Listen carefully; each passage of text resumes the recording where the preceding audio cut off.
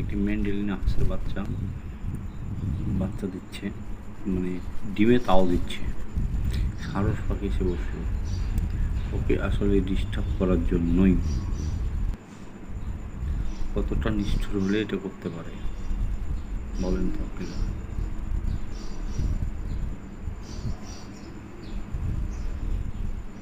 দেখি কি করে, সবাই দেখতে থাকেন কি করে দেখি।